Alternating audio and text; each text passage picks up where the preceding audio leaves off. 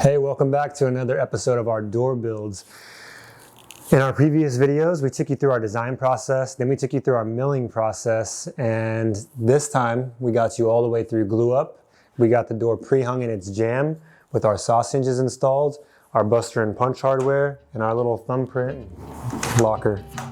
So we got a lot of work to do. Let's get started. All right, I just want to take a second to talk about this video sponsor. Me again. We're going to showcase a lot of really cool tools in this video, but none of those brands are sponsoring this video. We're just showing them to you because we like them. And if you like us, you can support us by buying some merch. Maybe a shirt, maybe a hat. I don't know. Thanks.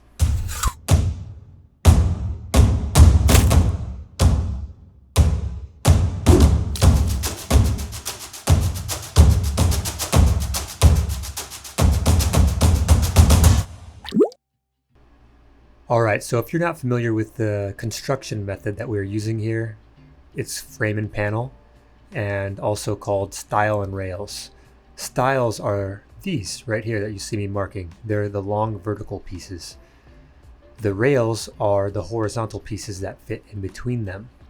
So what you see me doing here is marking out the stile where I will be boring the holes for the deadbolts and the door handle. The layout that I'm drawing here is pretty standard. I'm going to be using a 2 3/8 back set. You can definitely choose a different back set depending on how deep you want your handle to be set in on your stile.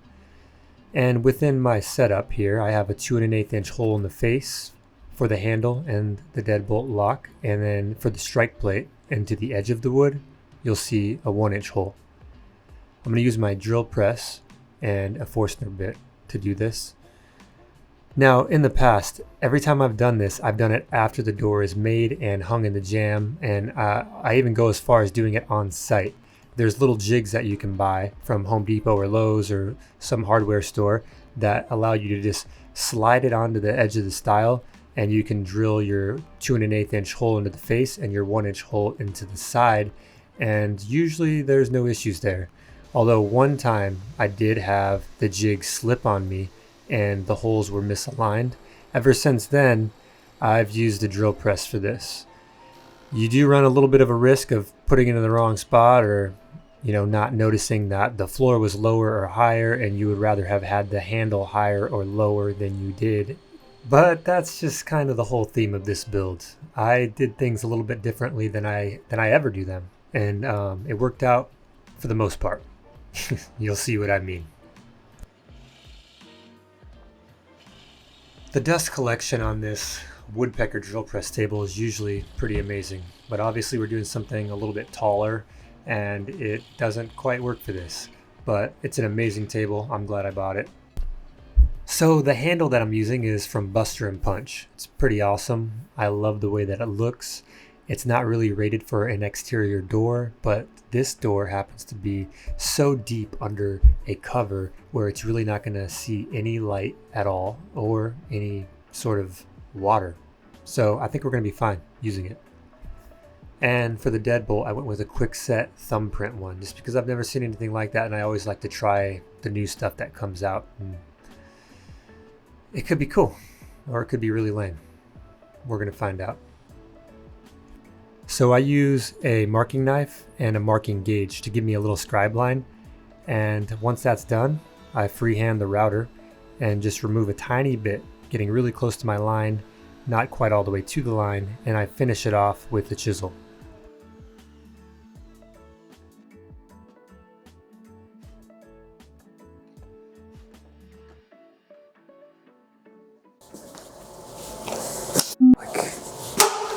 That's all I did all day was cut that.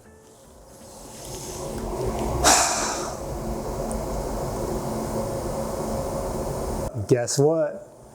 I made a mistake. I was chipping away at this, trying to get everything done. We have a short week because of Thanksgiving, so I overlooked some things and I cut my doorknob and my deadbolt in the wrong style, and I just caught it as I was starting to work on cutting the hinges. I realized the doorknob does not go next to the window. So if you're not careful, I think this can happen to anybody. It's a stupid mistake that I can't believe that I did, but I did it. So what I'm gonna do now is I'm gonna call my wife and I'm gonna try to convince her that the window should go on the right. Otherwise, I'm gonna have to remake this style. I don't really have time for that, so let's see what we can make happen. So if she doesn't answer, does that mean that you can do what you want? I actually just thought of another thing that would be an issue though. If we keep the window here on the right and I don't remake this style, that would put the removable trim outside, which is not going to work. We're gonna have to remake this style. We got a lot of work to do. It actually wasn't that bad. I mean, I had to rip and flip all the wood again and wait for a glue up to dry, but when you're not filming, drilling those holes and making the mortises goes a lot faster. So, moving on. So I decided to drop a few dominoes, or loose tenons, into the center divider, just to give it a little bit more support since it does have to hold the wood panel and the glass. And it went pretty well.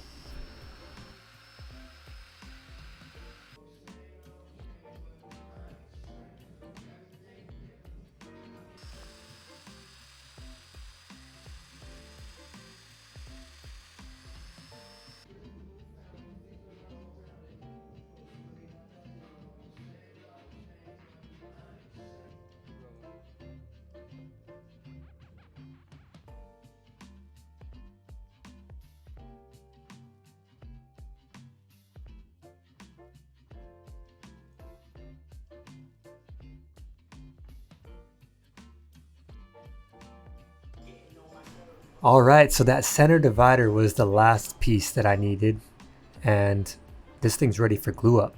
All I need to do now is hand sand the places that are going to be hard to sand after the door is glued up. So I'm going to hit the hard to reach areas, put a little chamfer on this tenon so it fits into the groove without any issues, and we're going to glue this thing up. I have allergy problems, so I like to vacuum the dust before I blow it off. You know, pick it up before you put it down. One more thing that I'm going to try to do that I typically do after the door is glued up and sanded is I'm going to try to bore these hinges into style right now. This, again, could go horribly wrong, or it could go really, really well. I'm going to use a 1/2 inch end mill bit and a porta-cable guide bushing inside of a router. This is a jig that we made on our CNC. I'll do my best to link something so that you can use our measurements and potentially make your own. We only needed one, but we decided to make two. One for the door and one for the jamb. The only difference is the one for the jamb is an 1/8 inch taller, so that we can butt that up to the top of the jamb, and that'll automatically reference all of our hinges an 1/8 inch lower. Now, we could have just used the same one that we used for the door and just bumped it down an 1/8 inch with a shim, but shit, we're already running it on the CNC, so what is the difference between cutting one and cutting two? Now we have clarity and a little bit easier, a little less likely to make a mistake. Definitely wasn't necessary though. So you can see that the soss hinges require 2 depths. And once I have those all bored out, routed out, I'm going to use a chisel and I'm going to chamfer the corners of this just to make it a little bit easier to slide the hinges in, because they are really, really tight, just the way I like them.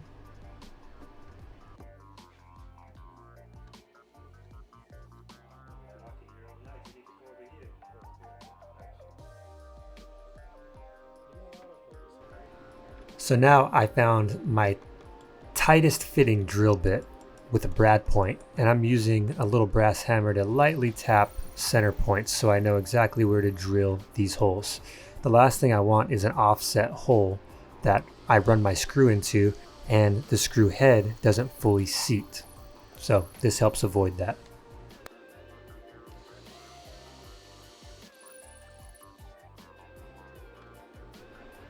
Moving on to the jamb. So now I'll grab the jamb jig, which is an 1/8 inch taller than the door jig, and I'm going to put it in the jamb, and I'm going to put it all the way to the top. Boom. Automatically sets all of my hinge locations an 1/8 inch lower.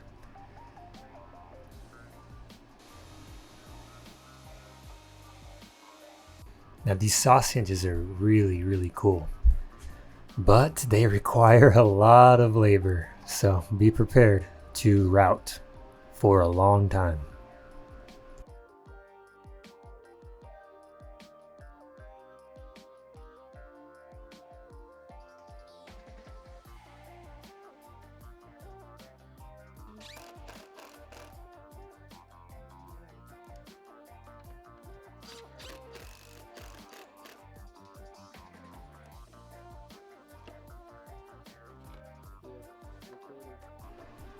All right, the moment of truth. Let's see how we did. Hey, hey, hey, hey, it's perfect. We got a perfectly fit stile, 1/8 of an inch off of the top of the door jamb. And I think this is gonna work out well. I think we're gonna be happy with this. Now that this is all done, we can go ahead and move on and glue this door up.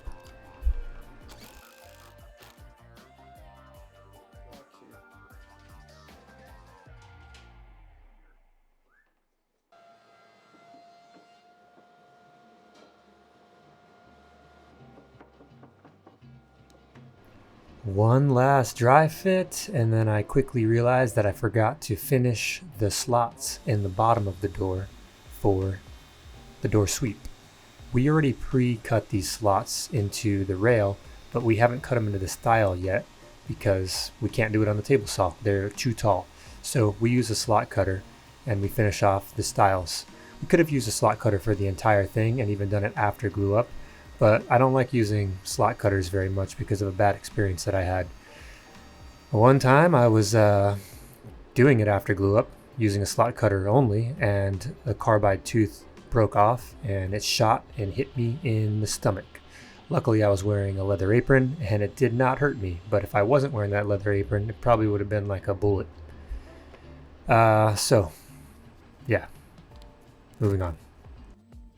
Anywhere that I can, I like to pre-tape the joints so that when squeeze out comes from the joint after being clamped up, I can just pull the tape off and remove the excess glue without having to try to get in there with a chisel or sandpaper and create little scratches that I can't really get out.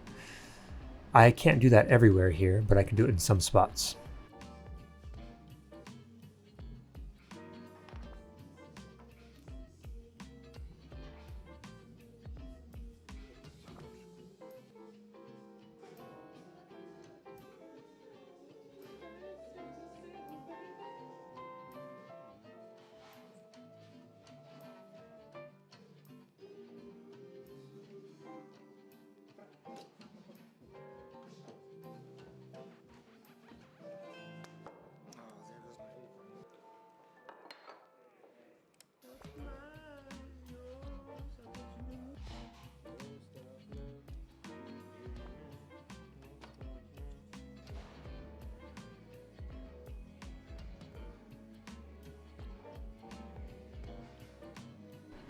The door is glued up and everything's looking nice and square. So I'm going to move on to our jamb stock.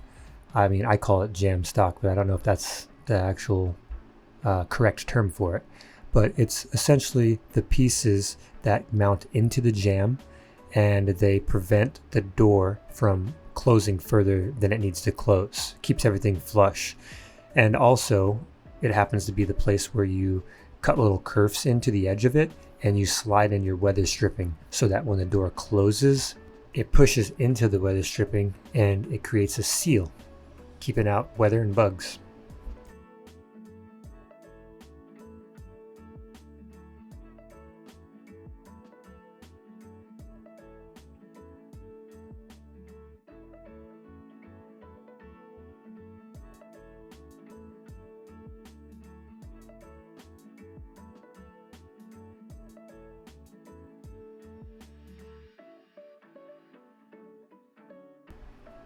So I think most weather stripping is pretty standard with this size. It's about 1/8 inch of a kerf and about 3/8 of an inch deep. This was what we cut and it was perfect.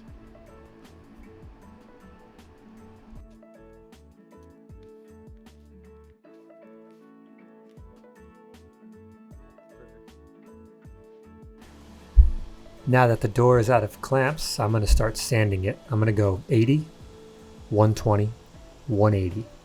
And I'm going to do two finishes on this. I'm going to do Osmo Poly-X for the exterior, and I'm going to do my soap finish for the interior.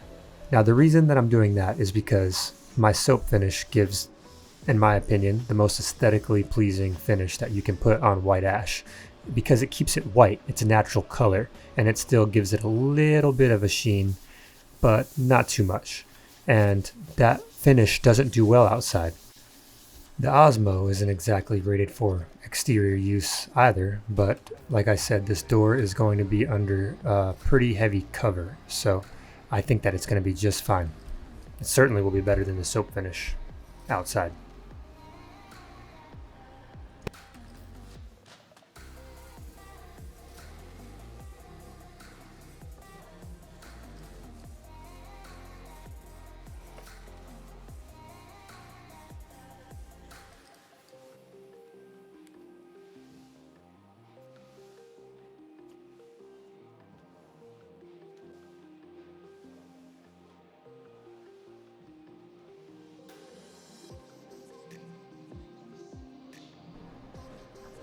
So the Osmo Poly-X has had some time to dry overnight, so I flipped it over, and I'm breaking the edges and applying the soap finish for the interior side of the door. I use one coat of the soap finish, and I use 2 coats of the soap polish.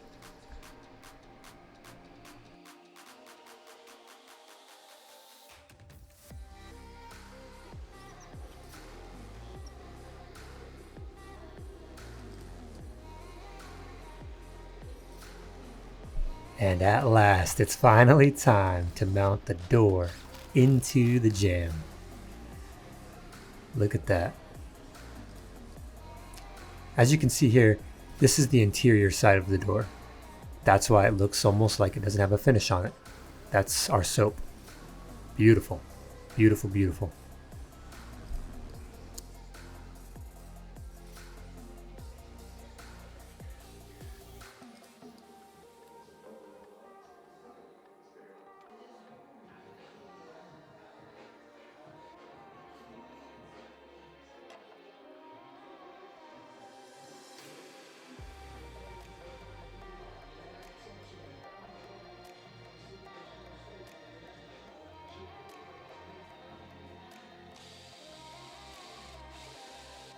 With our door mounted in our jamb, we can now line out where our knob and our deadbolt strike plates need to be, and we can get them drilled out. I'm going to use a Forstner bit to remove most of the material, and then I'm going to finish it all off with a router. And I'll freehand most of this. Shouldn't be too much of an issue. Just got to have steady hands.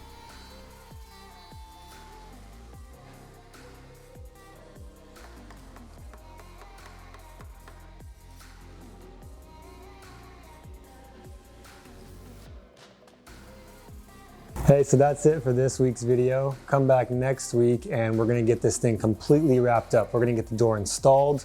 We're going to get the glass frosted and put in place. We're gonna get the trim attached, and we're gonna get the jamb stock put in with the weather stripping and the threshold. So next week, let's finish this thing up completely and see it in place. Thanks for watching.